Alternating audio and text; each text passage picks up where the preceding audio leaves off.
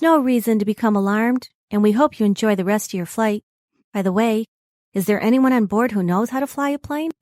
Welcome to Avoiding Real Estate Turbulence podcast. This is your pilot, John Lafferty, with Century 21 Town and Country. And your co-pilot, Tony Abate, with Ross Mortgage, and we are your real estate pilots. Our job is to be your real estate advocate and also make sure you're educated about the buying and selling process. We'll keep you informed throughout until we get you safely closed. In a real estate transaction, there are many reasons why you can encounter turbulence. Today, I thought we'd talk about a couple things, couple topical issues, Tony, that have kind of been in the news recently, and just kind of get the perspective from your side on maybe some things that might develop or happen down the road with some of these things. So our first issue that I thought we'd tackle is House Bill 4219, which I think is in committee right now, and it's basically to outlaw counties from profiteering on tax sales. Yeah. So, you know, you lose your house, you have an unpaid tax bill. Sometimes it's a large amount, sometimes it's $8.40. Yeah. So the county forecloses, they sell the house at auction, and they get their $8 plus costs, and then they have a windfall of thousands, hundreds of thousands of dollars that they legally get to keep. Right. Which is unbelievable. Banks can't even do that in a foreclosure. No.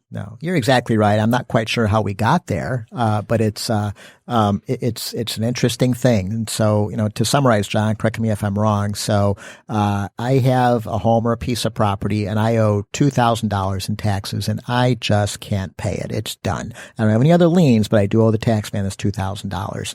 And so the county, per legal right and per process, they can foreclose on my home because I have not paid them the $2,000, correct? Correct. Okay. So now they don't have their $2,000 from me, but they do have my home.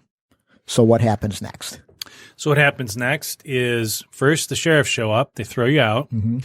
Then your house goes up for auction on the county steps. And they have certain dates. Different counties have different dates. Sometimes it's every week, just depends. So they have it set up where people can actually bid on the property. The highest bid generally wins, and the county gets paid. Now, there are costs associated with auctions. People need to get paid. There's processing. There's all that stuff that has to get covered. So the county should be made whole of their expense for the sheriffs to come and clear the house and to do all that stuff. There's costs involved with that. Understandable. Yeah. Should be reimbursed for that. Should be made whole for that. But like with a foreclosure, unlike a foreclosure, where a foreclosure, it's a sheriff's sale. They have a sale at an auction, and if there's any proceeds left over after the bank has been made whole and covered all their expenses, that extra equity that's left goes back to the owner, the previous homeowner. So they actually get money at an auction if there's anything left over in profit, whereas in a county, they actually get to keep that profit and add it to their coffers to spend to do other things.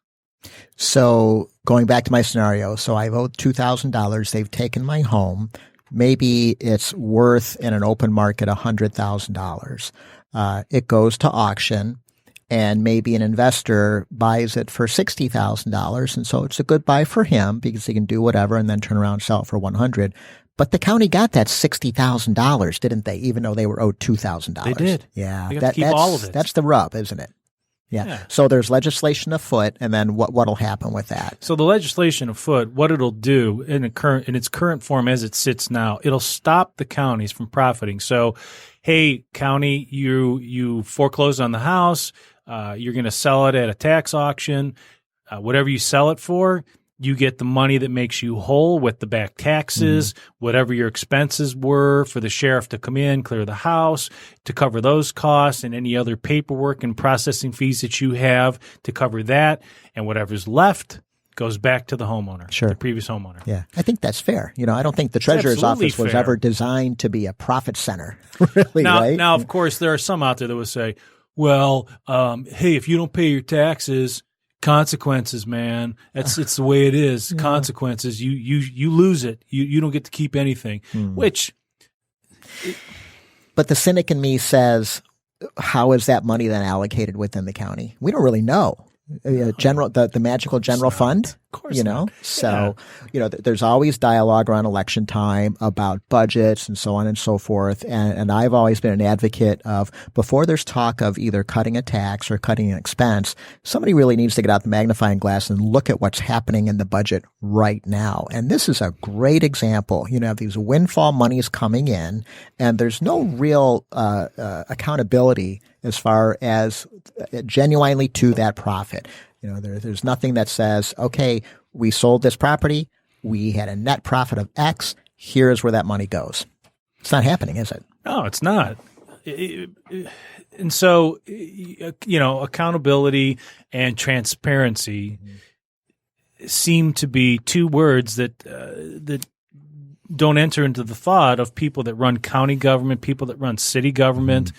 How money is allocated it's sometimes it's behind closed doors. It's a mystery. Yeah.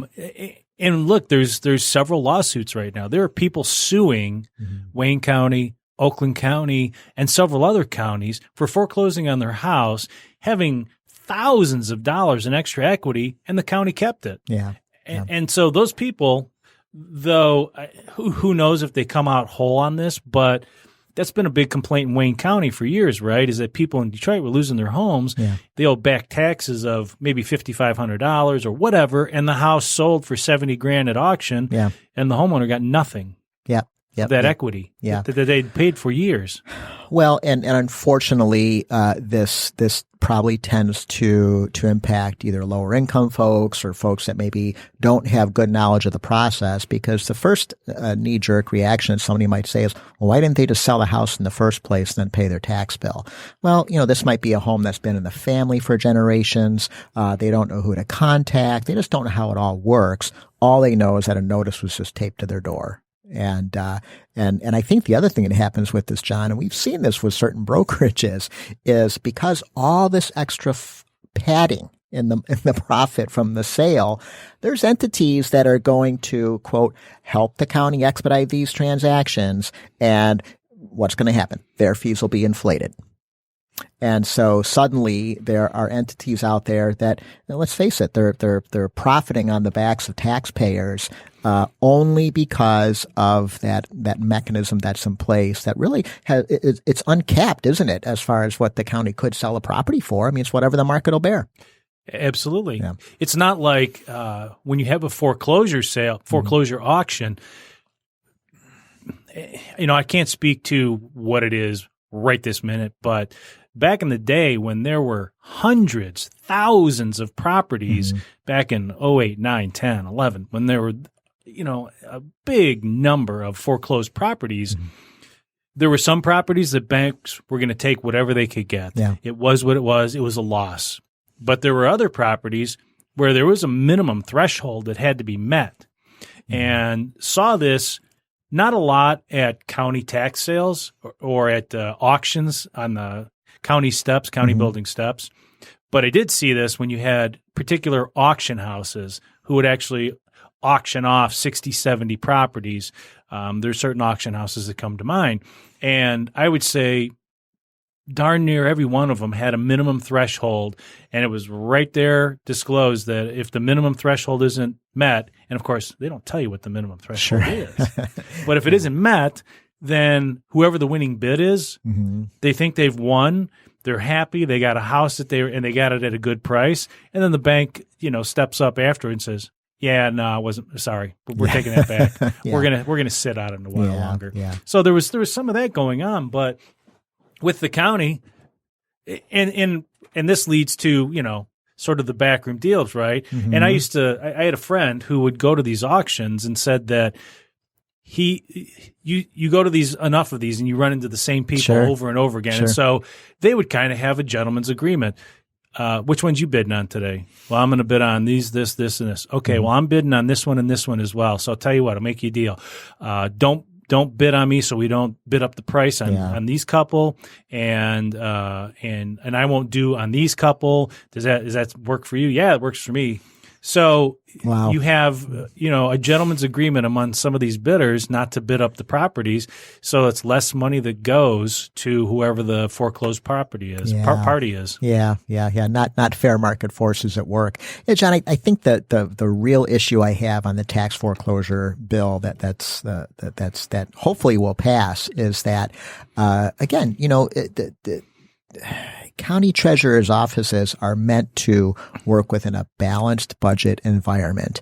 The idea that they can work in a capitalistic way where, hey, we have an opportunity to profit, so we're going to profit.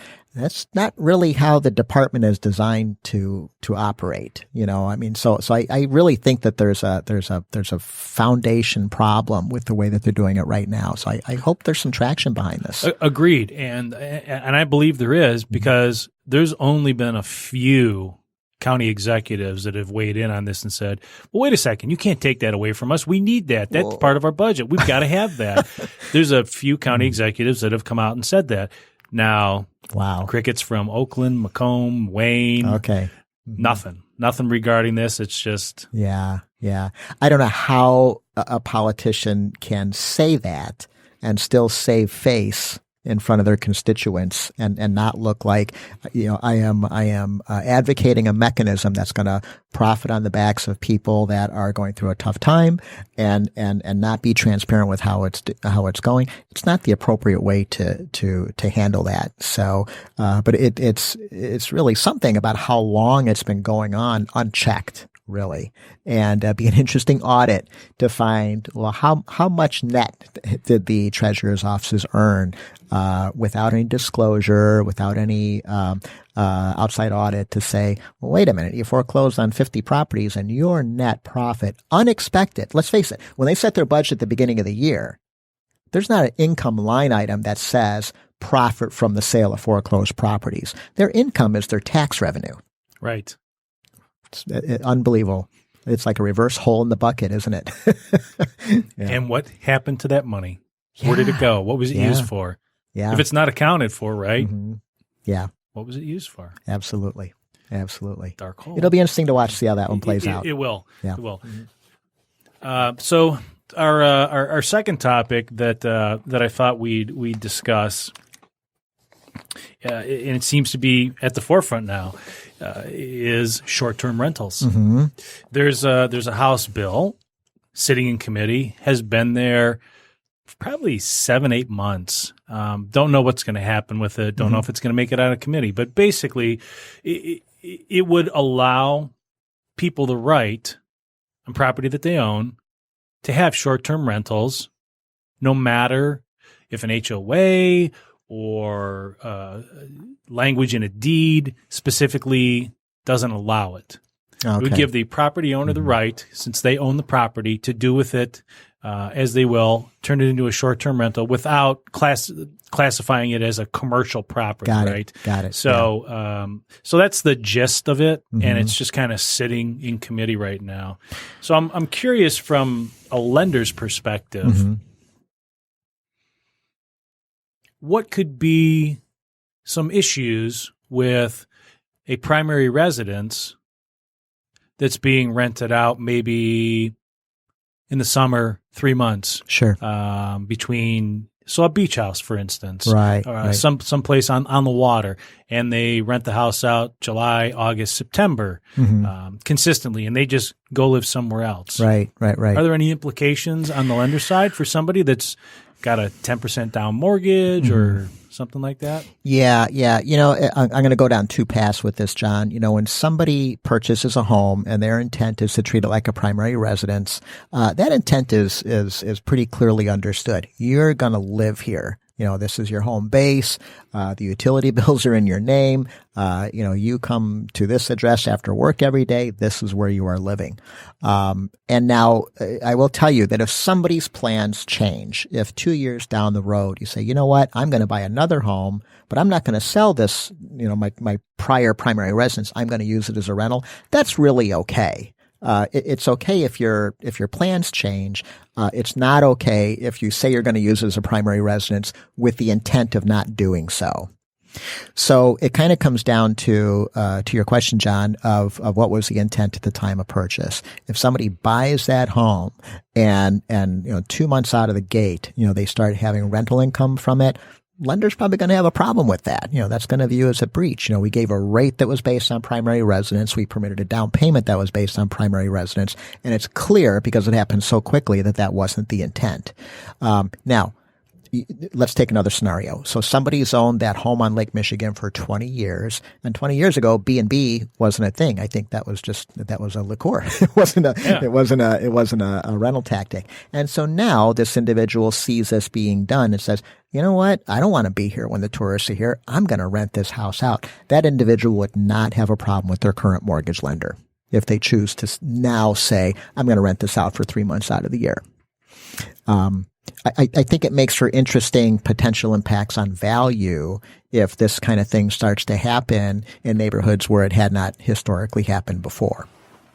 Mm-hmm. Yeah. But it's an interesting tug of war, isn't it? Property rights are property rights. This is my thing. I get to do what I want. Sort of.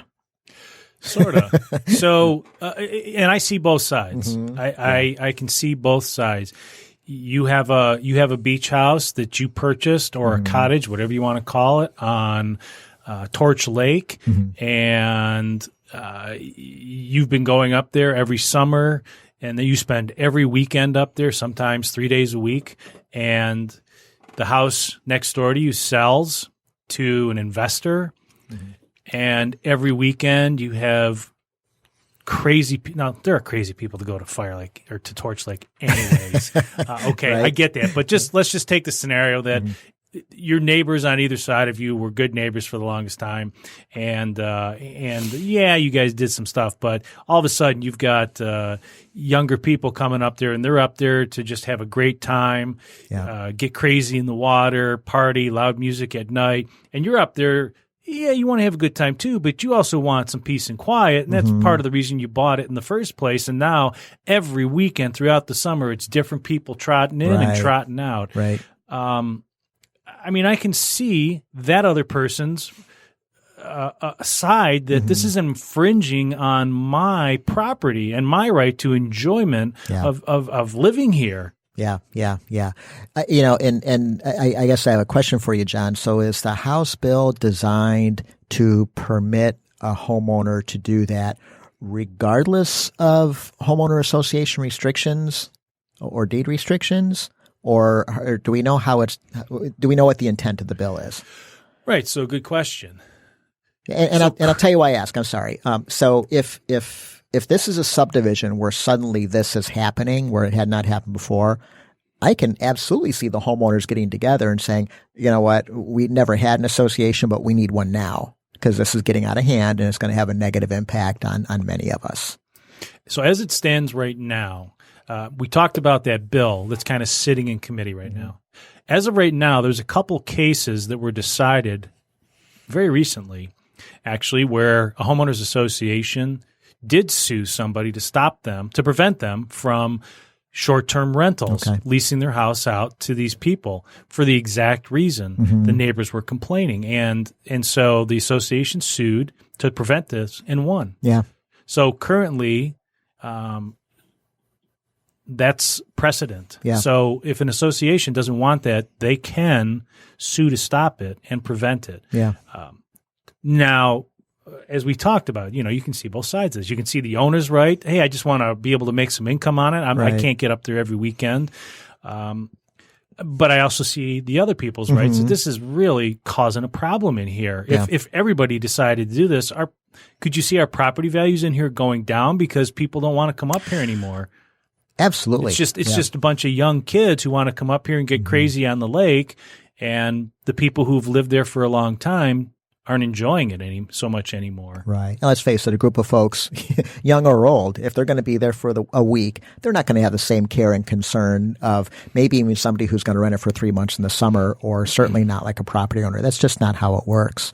Sure. And so, but I would tell you that my personal opinion is that I think that the right to create a homeowners association within a subdivision that prohibits that is absolutely appropriate. And then if the next person who now wants to buy wants to do that and is clearly in breach of the association bylaws, too bad for that homeowner. I think that's where, that homeowner, they knew going in, they had the opportunity to read those bylaws.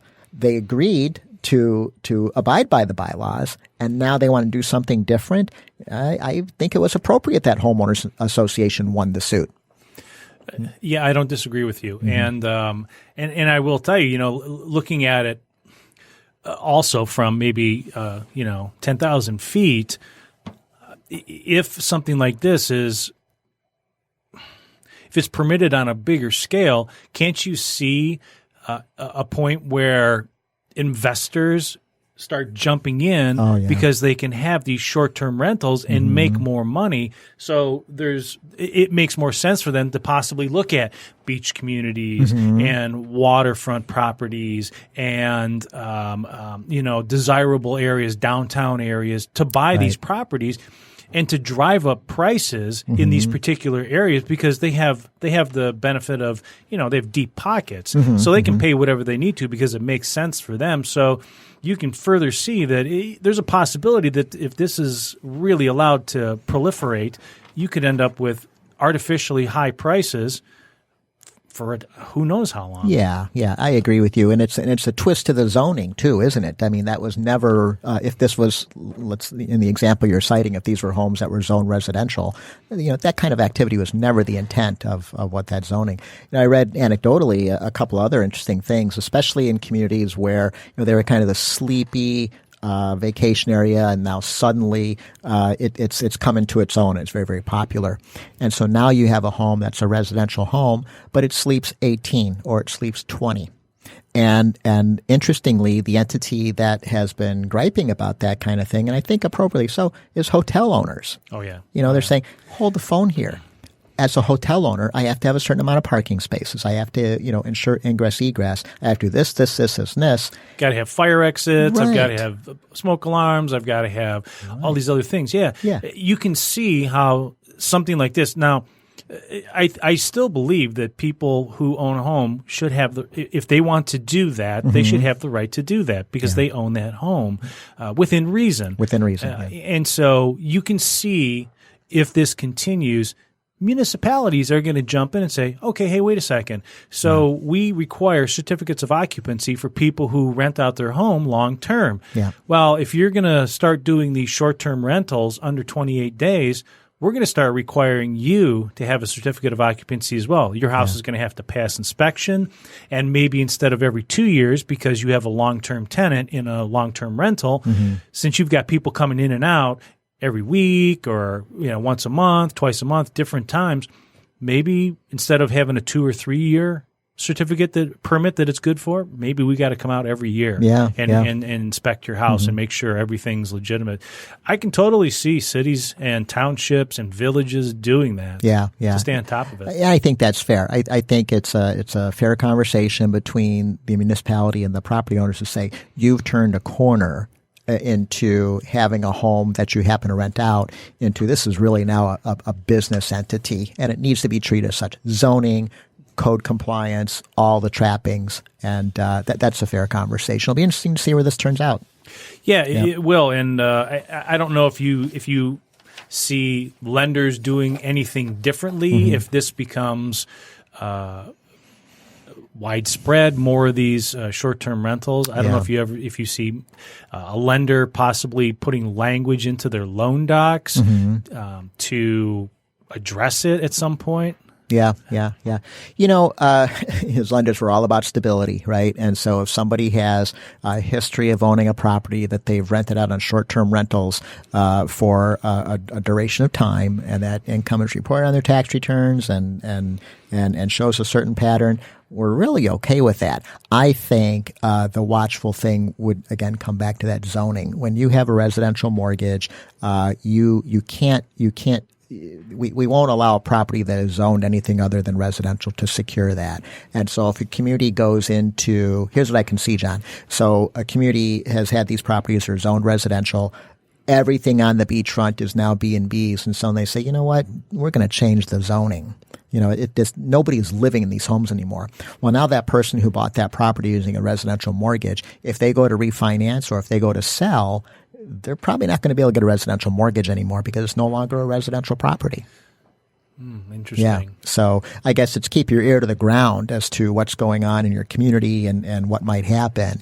Yeah. One last thing that I had that I thought about before we go is if you're a municipality and you know that this property is a short-term rental because you now have to be permitted in order to be so, does the city, village, township assessor or county assessor now go to that homeowner and say, okay, so you've got it as your principal residence. Well, for this number of days that you had it rented out, it wasn't your primary residence, so we're going to claw back some taxes from you because at a higher rate as well. So your tax bill is going to go up for as many days as you rented out. Yeah. I you know what, John, I think that's an excellent point, and I can see that happening.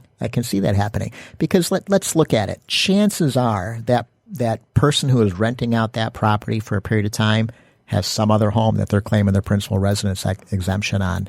And so it's we only get one, right? As property owners. And I think that's an appropriate thing. I think also too, valuation. When you get into the old highest and best use of real estate, if they start the ball rolling and they value the home as residential, and then now it's got a 5-year track record of short-term rental activity on it, I can see the assessor's office saying, you know what, we're going to apply a little bit different metric here. Because this isn't just a home that's appreciating based on the same forces that other homes are. This is a home whose value is tied to the income that it's producing.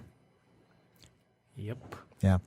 Interesting stuff. A lot of things. Yeah, a lot of moving parts coming down the pike with this. Yeah. Call your lawyer, right? If you're going to get into that, get a good barrister to walk you through it for sure. No kidding. Yeah. All right. Yeah. Well, hey, this is a cool topic, and we'll keep everybody abreast as this goes forward. So, good stuff. Thanks for bringing this in, John. So, hey, thanks for listening to Avoiding Real Estate Turbulence. If you'd be so kind to subscribe, review, and rate, we would appreciate it. Please share with your friends, family, and coworkers that they too can find us on Apple Podcasts, Google Podcasts, and Spotify.